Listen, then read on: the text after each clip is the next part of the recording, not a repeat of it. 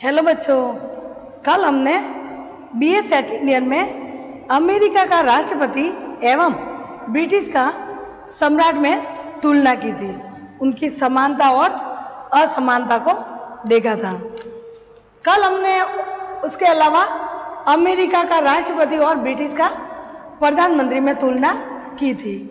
जो हमने 2 पॉइंट पढ़े थे, प्रशासन के क्षेत्र में तुलना और विधायक क्षेत्र में तुलना। अब तीसरा पॉइंट बाकी था बच्चों के अमेरिका के राष्ट्रपति और ब्रिटिश के प्रधानमंत्री की तुलना में तीसरा पॉइंट वित्तीय क्षेत्र में तुलना। वित्तीय क्षेत्र में भी राष्ट्रपति की तुलना में, यानी अमेरिका के राष्ट्रपति की तुलना में ब्रिटिश प्रधानमंत्री को सुदृढ़ स्थिति प्राप्त है। अमेरिका में बजट ब्यूरो के द्वारा राष्ट्रपति के निर्देशन में तैयार किया जाता है और ब्यूरो के निर्देशन द्वारा प्रतिनिधि सभा यानी लोकसभा में प्रस्तुत किया जाता है। कांग्रेस को बजट में संशोधन करने का पूर्ण अधिकार प्राप्त है और व्यवहार में भी कांग्रेस बजट में अनेक कटौतियां और अनेक महत्वपूर्ण परिवर्तन करती है। इसमें अमेरिका के राष्ट्रपति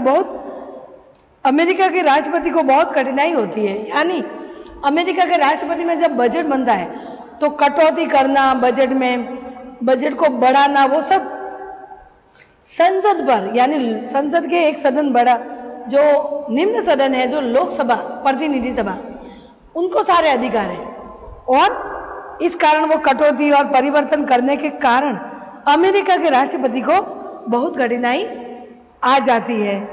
लेकिन इस संबंध में ब्रिटिश प्रधानमंत्री की स्थिति सुदृढ़ है। यानी इसमें ब्रिटिश का प्रधानमंत्री पावरफुल हो जाता है क्योंकि वित्त मंत्री के द्वारा प्रधानमंत्री की देखरेख में बजट तैयार किया जाता है और वित्त मंत्री उसे लोक सदन के सम्मुख प्रस्तावित करता है।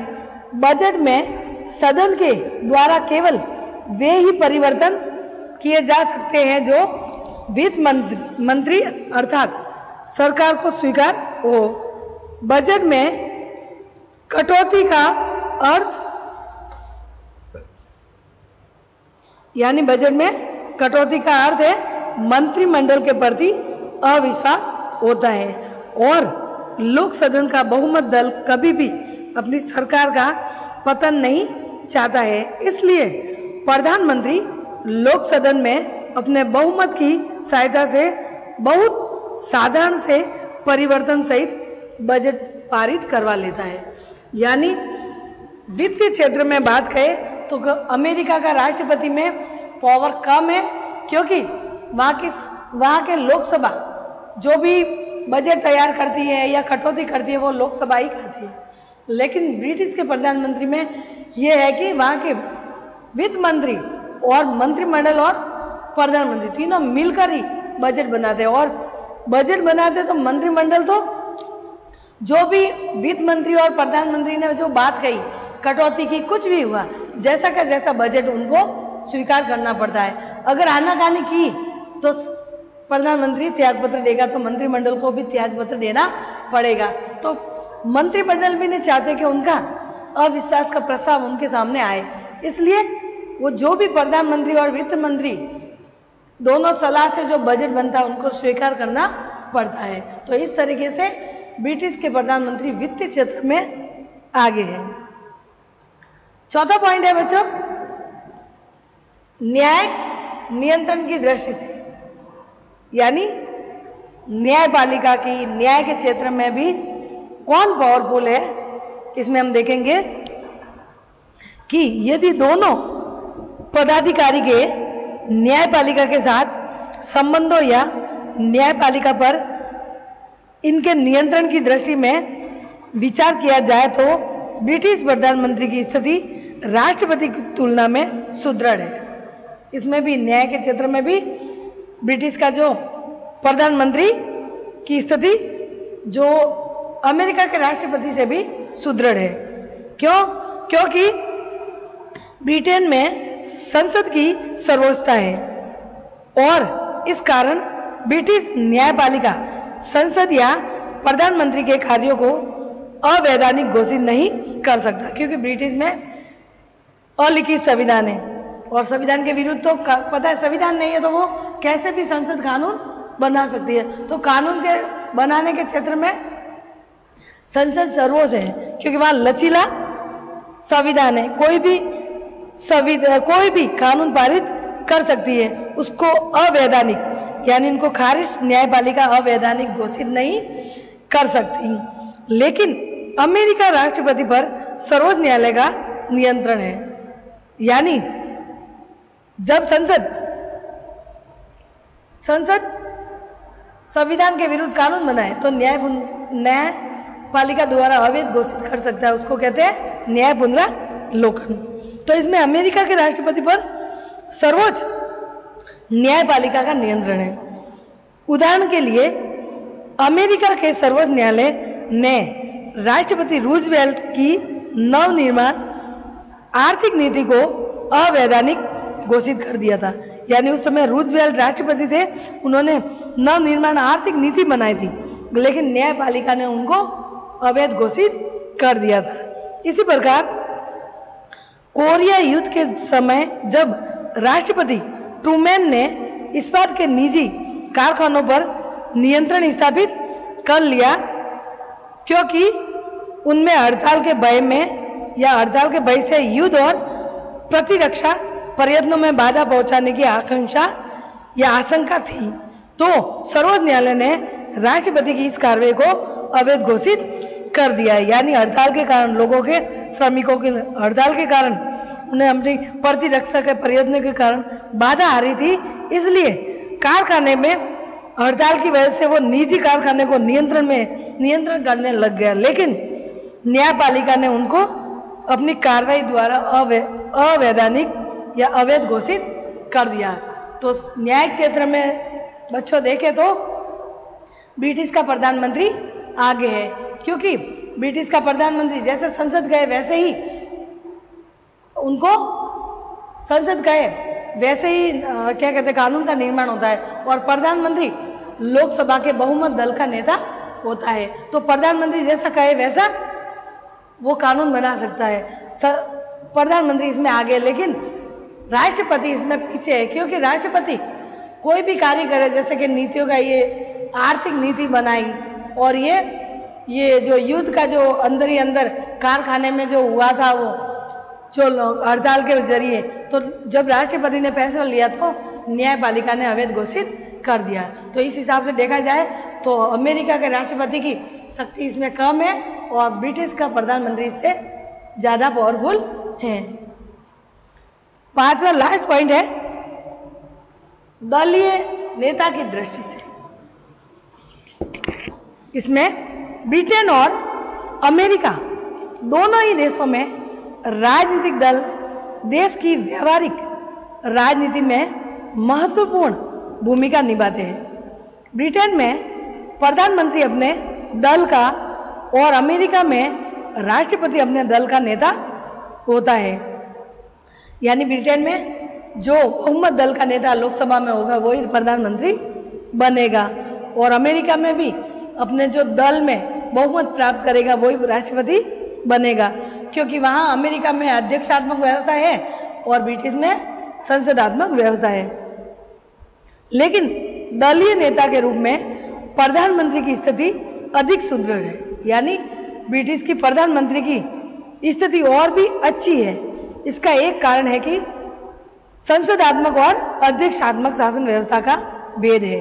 इसके अतिरिक्त क्योंकि संसदात्मक में क्या होता है, वास्तविक कौन होता है, प्रधानमंत्री, जो लोकसभा का बहुमत दल का नेता होता है, और अध्यक्षात्मक में किसी का भी दल का वो राष्ट्रपति बन सकता है। संसद अलग दल की हो सकती है और राष्ट्रपति अलग दल का हो सकता है, इसलिए ये उनकी स्थिति सही नहीं है अमेरिका के राष्ट्रपति के दलीय नेता के रूप में, और ब्रिटिश के प्रधानमंत्री की दलीय नेता के रूप में अच्छी स्थिति है।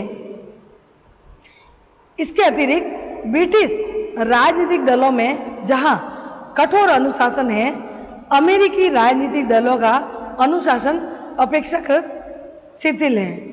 ब्रोगेन ने इस संबंध में लिखा है कि न केवल प्रधानमंत्री राजनीतिक जीवन का ऐसा केंद्र है जैसा केंद्र अमेरिकी जीवन में नहीं देखा जाता है। यानी ब्रोगेन भी कह रहे हैं कि संसदात्मक व्यवस्था में प्रधानमंत्री की स्थिति हमेशा पावरफुल रहती है, क्योंकि वो मंत्रिमंडल और संसदात्मक व्यवस्था में ये भी कहा गया है कि मंत्रिमंडल और प्रधानमंत्री एक नाम में तैरते भी है और डूबते भी है, क्योंकि प्रधानमंत्री ने त्यागपत्र दिया तो मंत्रिमंडल को भी त्यागपत्र देना पड़ेगा, और मंत्रिमंडल ने त्यागपत्र दिया तो प्रधानमंत्री को भी देना पड़ेगा।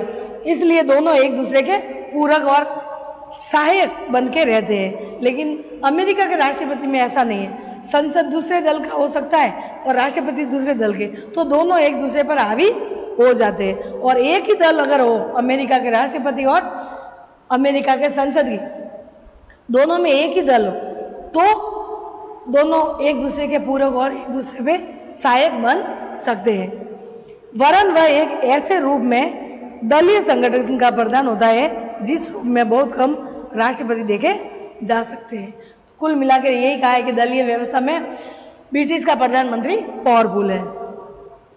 अमेरिकी राष्ट्रपति और ब्रिटिश प्रधानमंत्री पद की तुलनात्मक विवेचना के आधार पर कहा जाता है कि जहां राष्ट्रपति प्रशासनिक क्षेत्र में अधिक शक्तिशाली है, अमेरिका का राष्ट्रपति जो पढ़ चुके हम, प्रशासनिक क्षेत्र में बहुत ही शक्तिशाली है। किससे?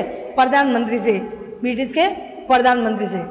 प्रधानमंत्री की स्थिति विधायी, वित्तीय और कुछ अन्य क्षेत्रों में अधिक सुदृढ़ है। कहने का मतलब अमेरिका के राष्ट्रपति सिर्फ प्रशासन के क्षेत्र में उनकी शक्ति ज्यादा पावरफुल है, लेकिन ब्रिटिश के प्रधानमंत्री के विधायी क्षेत्र और वित्तीय क्षेत्र में ज्यादा पावरफुल और सुदृढ़ है। लास्की का कथन है कि वह अमेरिका राष्ट्रपति ब्रिटिश प्रधानमंत्री से कुछ कम भी है और कुछ अधिक भी है, क्योंकि प्रशासन के क्षेत्र में वो अधिक है और विधायी और वित्तीय क्षेत्र में वो कम है। तो ब्रिटिश का प्रधानमंत्री भी प्रशासन क्षेत्र में कम है तो विधायी क्षेत्र और वित्तीय क्षेत्र में अधिक है। तो दोनों की बात कम भी नहीं है और ज्यादा भी नहीं है। इन दोनों पदाधिकारियों में कौन अधिक शक्तिशाली है, इसका कोई ऐसा उत्तर नहीं है जो सभी परिस्थितियों से सही उतरे। ब्रोगेन और रैमजे मोरियो की विचारधारा ब्रिटिश प्रधानमंत्री को अधिक शक्तिशाली समझने की रही है। उसका दृष्टिकोण इस विचार पर आधारित है कि विधायी और वित्तीय क्षेत्र में राष्ट्रपति पद की सीमाएं अनेक बार प्रशासनिक क्षेत्र में भी राष्ट्रपति को निर्बल बना देती है, क्योंकि प्रशासनिक कार्य आवश्यक कानून और वित्त के आधार पर ही संभव हो पाता है। इसी दृष्टिकोण को व्यक्त करते हुए रैमजे मोरियो लिखते हैं कि इंग्लैंड का प्रधानमंत्री जब तक उनके पीछे लोक सदन में सशक्त और निष्ठावान बहुमत है, इतनी अधिक शक्तियों से सुशोभित है कि विश्व के किसी भी देश का संवैधानिक अध्यक्ष, यहाँ तक कि संयुक्त राज्य अमेरिका का राष्ट्रपति भी इसका मुकाबला नहीं कर सकता। यानी इंग्लैंड में या ब्रिटिश में प्रधानमंत्री को अगर बहुमत मिल जाए तो फिर बाद में वो इतना पावरफुल हो जाएगा कि अमेरिका के राष्ट्रपति भी इतना पावरफुल नहीं है और उनका मुकाबला नहीं, राष्ट्रपति उनकी शक्तियों का मुकाबला नहीं कर सकता। दूसरी ओर मुनरो, आग और स्ट्रॉन्ग आदि लेखकों द्वारा इन दोनों का विशद तुलनात्मक अध्ययन नहीं किया गया, लेकिन वे सामान्यतः राष्ट्रपति को अधिक शक्तिशाली मानते हैं। यानी रैमजे मोरियो तो कह रहे कि बहुमत दल का नेता अगर बहुमत मिल गया ब्रिटिश में प्रधानमंत्री को तो उनका मुकाबला राष्ट्रपति नहीं कर सकता अमेरिका का। लेकिन मुनरो, आग और स्ट्रॉन्ग कह रहे कि उन्होंने तुलना तो नहीं की, लेकिन वो कह रहे कि अमेरिका का राष्ट्रपति ज्यादा शक्तिशाली है। कैसे है? इन दोनों पदाधिकारियों में एक विशेष समय पर कौन अधिक शक्तिशाली होगा, ये अनेक तथ्यों पर निर्भर करता है, जिनमें प्रथम और एक मुख्य तत्व है संबंधित पदाधिकारी का व्यक्तित्व कुलीज, बुचानन या हुबच जैसे राष्ट्रपति के द्वारा ब्लैड स्टोन, डिजरेले, पामस्टम, पिल, चर्चिल जैसे प्रधानमंत्री का मुकाबला नहीं किया जा सकता और न ही चैम्बरलेन, मैकमिलन या सर एलेक डगलस होम जैसे औसत प्रधानमंत्री जैक्सन, लिंकन या एफडी रूजवेल्ट जैसे राष्ट्रपति का मुकाबला कर सकते हैं। इसके अतिरिक्त राष्ट्रपति की स्थिति तत्कालीन परिस्थितियों यानी संकट काल में उसकी शक्तियां निश्चित रूप से बहुत बढ़ जाती है और कांग्रेस में इसके दल की स्थिति पर निर्भर करती है। ब्रिटिश प्रधानमंत्री की स्थिति भी तत्कालीन परिस्थितियों में अपने राजनीतिक दल में उनकी स्थिति और लोक सदन में उसके राजनीतिक दल की स्थिति पर निर्भर करती है। यदि प्रधानमंत्री को अपने दल में निर्विवाद नेतृत्व की स्थिति प्राप्त नहीं है या लोक सदन में उनके राजनीतिक दल को स्पष्ट बहुमत प्राप्त नहीं है या बहुत ही थोड़ा बहुमत प्राप्त है तो ऐसे प्रधानमंत्री की तुलना में अमेरिका का राष्ट्रपति की स्थिति अधिक सुदृढ़ होगी। तो कहने का मतलब अगर अमेरिका का राष्ट्रपति और संसद का दल एक ही हो तो दोनों मिलजुल कर कार्य करेंगे और राष्ट्रपति का पावर बढ़ जाएगा। जो राष्ट्रपति कहेगा वही अमेरिका की संसद करेगी। और ब्रिटिश में अगर प्रधानमंत्री को बहुमत नहीं मिला, पूरा थोड़ा ही बहुमत मिला, पूरी तरीके से बहुमत नहीं मिला, तो फिर बाद में प्रधानमंत्री की स्थिति इसमें थोड़ी सुदृढ़ नहीं होकर थोड़ी खराब हो सकती है, यानी इनकी शक्ति थोड़ी कम हो सकती है।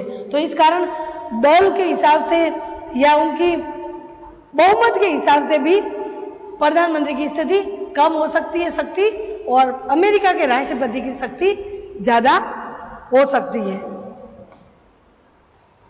अब हम आगे बढ़ते हैं। राष्ट्रपति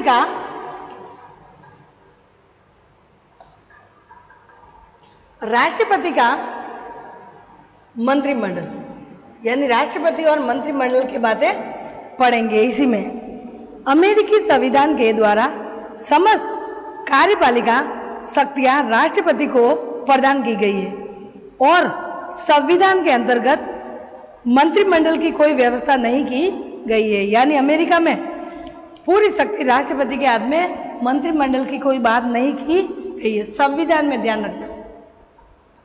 इस संबंध में संविधान में यही उल्लेख है कि राष्ट्रपति सरकार के विभिन्न प्रशासकीय विभागों के अधिकारियों से उनके अपने विभागों से संबंधित विषयों पर लिखित राय ले सकता है, यानी मंत्रिमंडल से कोई भी राय लिखित ले सकता है। राष्ट्रपति प्रशासनिक विभागों से, प्रशासक है जो नौकरशाही, जो RS, IS वगैरह, कलेक्टर वगैरह सब आएंगे उसमें, तो उनसे वो लिखित अधिकार से लिखित बातें ले सकता है। कौन?